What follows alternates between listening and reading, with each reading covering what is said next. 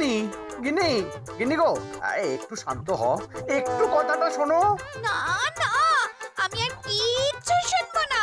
এক সপ্তাহ সময় দিচ্ছি, তার মধ্যে মহারানীর মতো ওই সীতাহার আমার চাই চাই চাই। আহা, কিন্তু গিন্নি ওটার যে অনেক দাম। আমার কি আর মহারাজের মতো অত টাকা আছে বলো? এই শোনো, তোমার কি আছে আর কি নেই তা আমার খুব ভালো করে জানা আছে, বুঝলে? কিন্তু গিন্নি, একটা কথা কান খুলে শুনে রাখো, এবারে যদি তুমি ওই সীতাহার আমাকে গড়িয়ে না দাও, আমি তাহলে চিরদিনের মতো বাপের বাড়ি চলে যাব। এই আমি বলে দিলাম। আচ্ছা ফাপড়ে পড়লাম আমি, কি যে করি। দূর, আর ভালো লাগে না।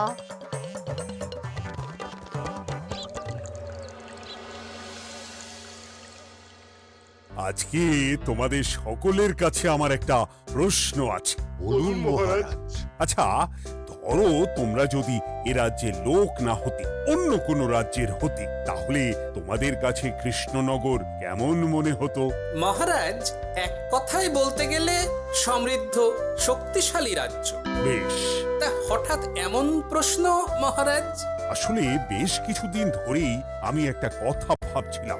ঈশ্বরের দয়ায় আমাদের সবই আছে, তবু রাজ্যকে আরো শক্তিশালী ও অন্যান্য রাজ্যের সাথে সুসম্পর্ক বজায় রাখা একটা রাজধর্মে পড়ে। ঠিক বলেছে। ঠিক বলেছেন। বলি, তুমি কি এসব কথা কখনো ভাবো মন্ত্রী? হ্যাঁ, মানে আগে রোজ না, কিন্তু কখনো সখনো বোধহয় ভেবেছিলাম। কবে শুনি? ইয়ে, ওই তো কিছুদিন আগে, ওই সেদিন। এটা ঠিক কোন সেদিনের কথা বলছেন মন্ত্রী মশাই? যেদিন আকাশে ওই দুটো সূর্য উঠেছিল? তোমাকে সবকিছুতে ফোড়ন কাটতেই হবে না গোপাল, হ্যাঁ? কি আর করি বলুন, আপনার কষ্ট যে আর সহ্য হয় না। যাই হোক, মুদ্রা কথা হলো, এসব কথা মাথায় রেখে এখন আমাদের কিছু করা উচিত। কিন্তু কি করা উচিত সেটা আমি ঠিক বুঝতে পারছি না। এই একটা করে রসগোল্লা খাওয়ালে কেমন হয়? এই, তুমি থামবে? মহারাজ, আমার কাছে একটা উপায় আছে। 10 দিনের একটা মিলন মেলার আয়োজন করলে কেমন হয়? খুব বাজে হবে। একটা মেলা কত ঝামেলার কাজ সেটা বোঝো? একেই কত খরচ, তার উপর আবার অনেক লোক। মোটেই না, এটা তো দারুণ বুদ্ধি দিয়েছো গোপাল। এমন কিছুই তো চাইছিলাম। ধুর, আর সবকিছুই আমার বিপক্ষে মনে হয়। দিনটাই খারাপ, আমি বরং চুপই থাকি। তাহলে সবাই শোনো, 1 সপ্তাহ পর কৃষ্ণনগর এক বিরাট বড় মিলন মেলার আয়োজন করছে, আর তার জন্য লোকজনকে নিমন্ত্রণ করার কাজ দেখবে গোপাল। যথা আজ্ঞা মহারাজ। আর মন্ত্রী, ভালো করে শুনে রাখো, মেলা প্রাঙ্গণ সাজানো, ঠিকঠাক নিরাপত্তা, এসব তোমার দায়িত্ব। আচ্ছা, কিন্তু বলছিলাম যে সবকিছু ভালো করে করতে গেলে খরচও তো। ওসব নিয়ে তোমাকে চিন্তা করতে হবে না। যত খরচই হোক আমাকে বলো, আমি দেব। আরে বাস, তো দারুণ ব্যাপার। এই ফাঁকে যদি কিছু আমারও লাভ হয়ে যায়, তাহলে গিন্নির গলার হারটার কিছু একটা করতে পারবো। বেশ, তাহলে প্রত্যেকে নিজেদের কাজ শুরু করে দাও।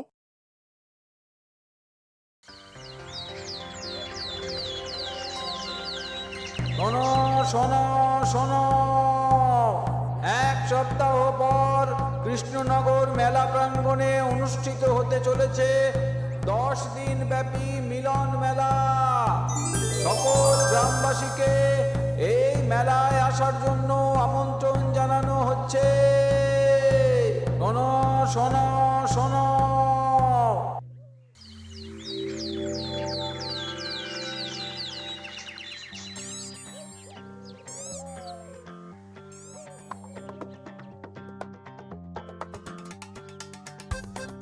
বাহ বাহ বাহ, ঠিক যেমনটা চেয়েছিলাম তেমনটাই হয়েছে।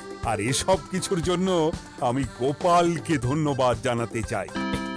কি যে বলেন মহারাজ, এই কৃষ্ণনগর তো আমার নিজেরই পরিবার। সেসব আমরা খুব ভালো করেই জানি গোপাল।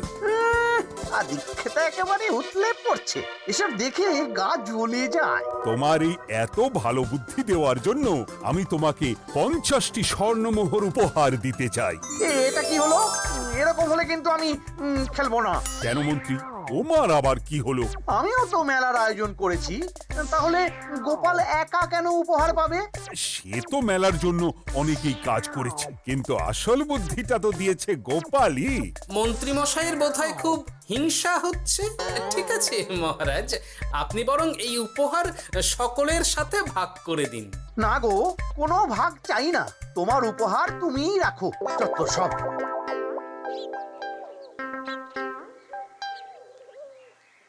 আমার কি এত খারাপ দিন এসেছে নাকি যে আমাকে গোপালের থেকে পুরস্কার নিতে হবে? অনেক হয়েছে। না না না, এবার আমাকেই কিছু ভাবতে হবে মনে হচ্ছে।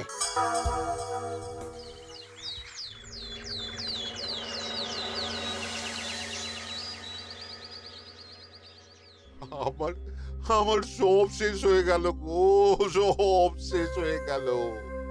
এবার এবার আমার কি হবে? মহারাজ, মহারাজ কিছু একটা করুন, মহারাজ কিছু একটা করুন। চিন্তা করো না, আমি দেখছি। যারা দোষী তারা শাস্তি পাবেই। কি শুরু হলো বলো তো হঠাৎ করে? এত বড় বড় চুরি ডাকাতি হয়ে গেল, অথচ কেউ কোনো টেরই পেল না। হ্যাঁ মহারাজ, আসলে রাতের বেলা যখন সবাই ঘুমিয়ে থাকে তখন এই চুরি ডাকাতিগুলো হয়, তাই কেউ কোনো শব্দ পায় না। ভালো করে অনুসন্ধান করো, যে বা যারা এই কাজ করছে তাদের যত তাড়াতাড়ি সম্ভব ধরে ফেলতে হবে, নইলে তো আমাদের প্রজাদের অনেক ক্ষতি হয়ে যাচ্ছে। হ্যাঁ মহারাজ, আপনি কোনো চিন্তা করবেন না। কোথায় আনন্দ করে সব প্রজারা মেলা ঘুরবে তা নয়, আবার এই উটকো ঝামেলা। একটা কথা বলছি, কিছু মনে করবেন না। আসলে এই ঝামেলার কারণ হলো গোপাল। আমি ঠিক জানতাম কোনো না কোনো ভাবে আপনি আমাকে দোষ দেবেন। সত্যি তো, এসবের সাথে গোপালের কি সম্পর্ক? ওরই তো সম্পর্ক আছে মহারাজ। মেলা শুরু হলো আর তার সাথে চুরি ডাকাতিও। আর যদি গোপাল মেলার বুদ্ধিটা না দিত তাহলে রাজ্যে এত চুরি ডাকাতিও বাড়তো না। মানছি মন্ত্রী মশাই, মেলার বুদ্ধিটা আমার, কিন্তু মেলার নিরাপত্তা রক্ষা তো আপনার দায়িত্ব ছিল।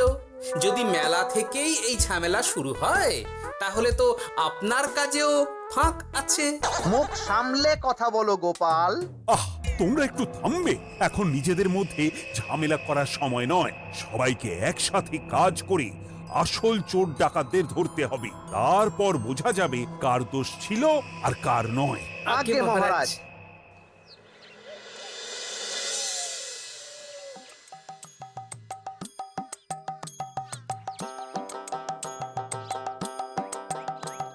এই তো তুমি এসে গেছো। তাড়াতাড়ি মুখ হাত ধুয়ে বসো, তোমার জন্য একটা জিনিস এনেছি। বলো কি জিনিস?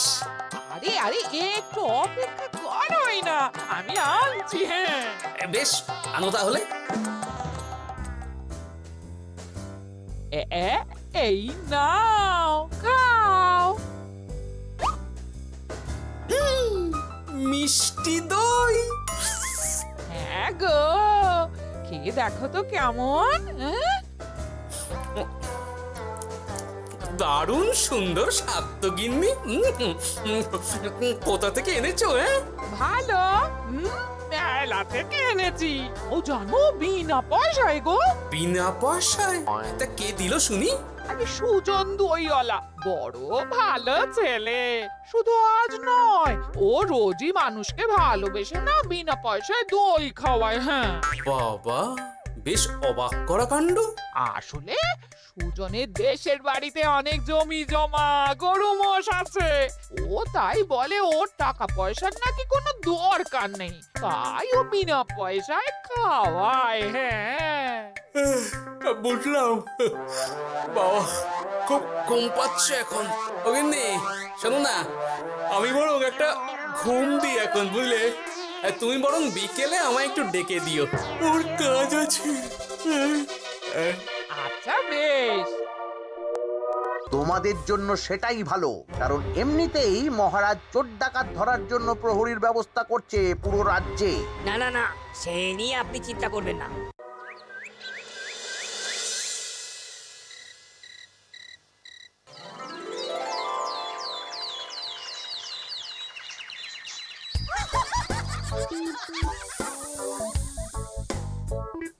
কই গো ওরে আর কতক্ষণ ঘুম হবে? সকাল তো হয়ে গেল। সে কি গিন্নি, সকাল? তোমাকে যে আমি কতবার বললাম আমাকে বিকেলে ডেকে দেবে। বলি কবেকার বিকেল? গতকালে না আজকে? তোমার বুদ্ধিতে কি বলে গিন্নি? আমার বুদ্ধি নিয়ে কথা বলো, আগে নিজের ঘুমকে দেখো। গতকাল বিকেল থেকে ডেকে ডেকে গলা ব্যথা হয়ে গেল, কিন্তু ওনার ঘুম আর ভাঙে না। হতেই পারে না। পারে না? ওদিকে কাণ্ড দেখো, রাতের খাবার পর্যন্ত পড়ে আছে। আজব কাণ্ড। যাই হোক, অনেক দেরি হয়ে গেছে বুঝলে, আমাকে এক্ষুনি রাজসভার জন্য বেরোতে হবে।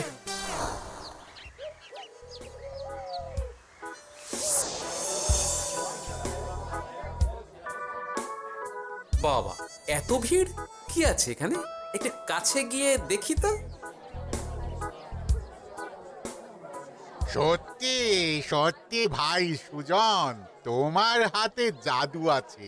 এত সুন্দর মিষ্টি দই, এ স্বাদ ভোলার নয় ভাই। আচ্ছা, তাহলে এই হলো সুজন দইওয়ালা। ভালো মিষ্টি দই আছে, নেবে নাকি গো? পয়সা লাগবে না। জানি তো, সত্যি দারুণ স্বাদ এই দইয়ের। আমি খেয়েছি তো। তবে আজ নেব না গো, কাল এসে নিয়ে যাব। আচ্ছা আচ্ছা আচ্ছা।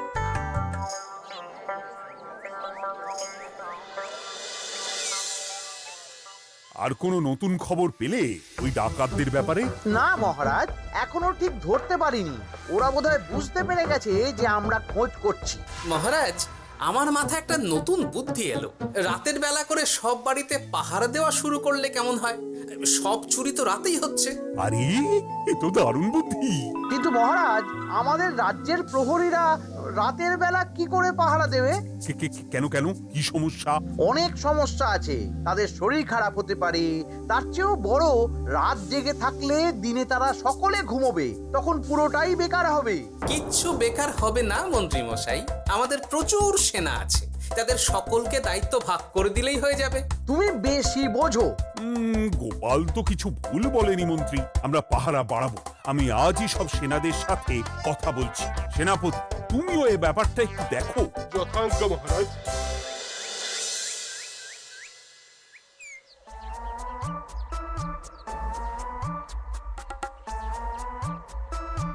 চোর ডাকাতদের ধরার জন্য যদি একটা সূত্রের হদিশ পাওয়া যায় তাহলেই কেল্লা ফতে, কিন্তু সেটাই পাওয়া যাচ্ছে না বলেই এত সময় লাগছে। আরে, ওটা মন্ত্রী মশাই মনে হচ্ছে না? আড়ালে দাঁড়িয়ে এরকম কার সাথে কথা বলছে? এবার আমি যা বলছি ভালো করে শোনো। আজ রাতে মেলার পিছনের দিকে যে মাঠটা আছে সেখানে চলে এসো। বাকি কথা ওখানেই হবে। এই জায়গা নিরাপদ নয়। বেশ রহস্যজনক ব্যাপার। মেলার পিছনের মাঠ বলল না?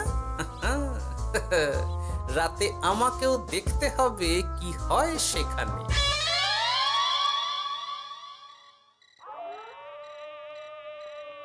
উফ, কি মশা রে বাবা!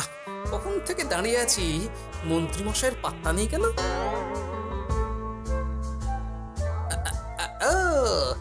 ওই তো চলে এসেছে। এই যে আমার সোনার হাটটা কই? হ্যাঁ, পই পই করে বলেছিলাম আমার ওটা চাই। আগে কি আর বলি বলুন তো, ওই হারটা আমাদের দলের প্রধানের খুব পছন্দ হয়ে গেছে, তাই কোনোভাবেই ওটা দিতে পারলাম না। কি এত বড় সাহস! আমার বলার পরেও তুমি এরকম করলে? বড় ভুল হয়ে গেছে মন্ত্রী মশাই, এবারের মতন ক্ষমা করে দিন, আর হবে না, এই কথা দিচ্ছি। তোমাদের জন্য সেটাই ভালো, কারণ এমনিতেই মহারাজ চোর ডাকাত ধরার জন্য প্রহরীর ব্যবস্থা করছে পুরো রাজ্যে। না না না, সে নিয়ে আপনি চিন্তা করবেন না, আমাদের ধরা পড়ার কোনো সুযোগই নেই, কারণ যে পরিমাণ ওষুধ আমি আমার দইতে মিশিয়ে দিই সেটা একবার যে খাবে মরার মতন ঘুমোবে। বাহ বাহ বাহ, সে তো খুব ভালো। করো করো। তার কোনো নতুন খবর পেলে? মেলা তো শেষের দিকে। হ্যাঁ পেয়েছি, পাশের গ্রামের বলরাম নামে এক বড় মহাজন আছে। পরশু তার মেয়ের বিশাল ধুমধাম করে বিয়ে।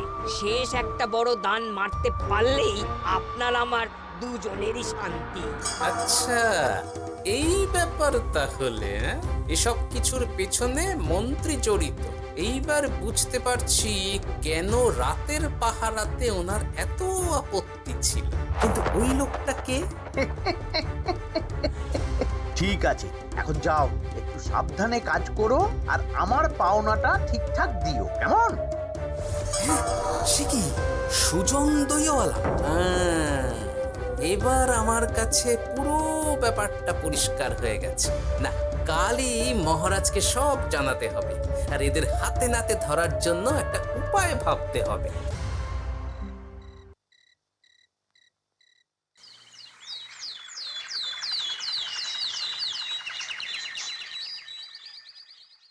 আরে এসো এসো, তোমার জন্যই তো অপেক্ষা করছিলাম। কি এমন জরুরি কথা আছে যে একান্তে দেখা করতে চাইলে? কোন মুখে বলি মহারাজ, সর্ষের মধ্যেই যখন ভূত তখন আর কি। মানে একটু খুলে বলো তো কি হয়েছে? আমাদের রাজ্যের এই এত বড় বড় চুরি ডাকাতির পিছনে কারা আছে সেটা আমি জানতে পেরে গেছি মহারাজ। হ্যাঁ, এ তো দারুণ খবর। তাহলে আমরা এখানে কি করছি? এখনই তাদেরকে গিয়ে বন্দি করি? না মহারাজ, আমাদের হাতে কোনো প্রমাণ নেই, তাই ওইভাবে বন্দি করতে পারবেন না। কেন বলো তো, কারা আছে পেছনে? সেটা আপনি নিজের চোখেই দেখে নেবেন পরে। তবে এটা জানিয়ে রাখি, আমাদের মন্ত্রী মশাইও যুক্ত আছেন। কি? আমাদের মন্ত্রী? এত বড় বিশ্বাসঘাতকতা! আমি এখনই নিজের হাতে ওকে বন্দি করতে চাই। না না না না মহারাজ, সেটা করলে বাকি ডাকাতদের ধরতেই পারবেন না। তাহলে উপায়? আমি জানতে পেরেছি এই ডাকাতদের পরের নিশানা হলো পাশের গ্রামের বলরাম মহাজনের বাড়ি। বলরাম মহাজন? কাল তোর মেয়ের বিয়ে, আমাদেরও তো নিমন্ত্রণ আছে সেখানে। তাহলে তো আরোই সোনায় সোহাগা। শুনুন মহারাজ, আমার মাথায় দারুণ এক বুদ্ধি এসেছে। সে কি? হ্যাঁ, আপনি কোনো চিন্তা করবেন না, আমি শুধু যা বলছি সেটা করুন, বাকিটা আমি সামলে নেব। তবে দেখবেন যেন মন্ত্রী মশাই এসবের কিচ্ছুটি টের না পায়। বেশ বেশ বেশ।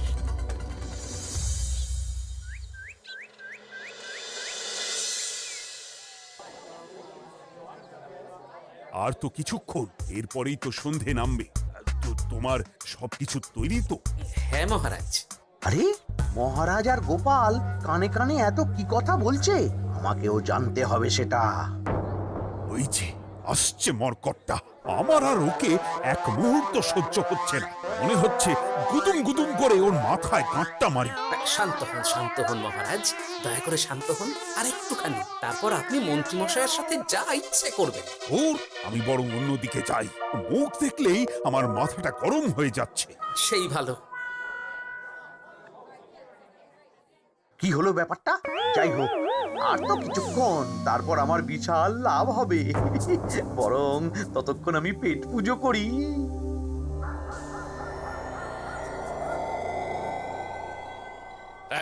যা যা দামি জিনিস আছে সব দিয়ে দে। এই তো খেলা শুরু। এবার আর আমায় পায় কে? ও বাবা, এরা আবার কারা?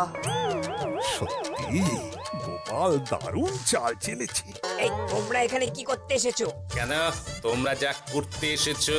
ডাকাতি? এমন তো কোনো কথা ছিল না। কার দলের লোক তোমরা?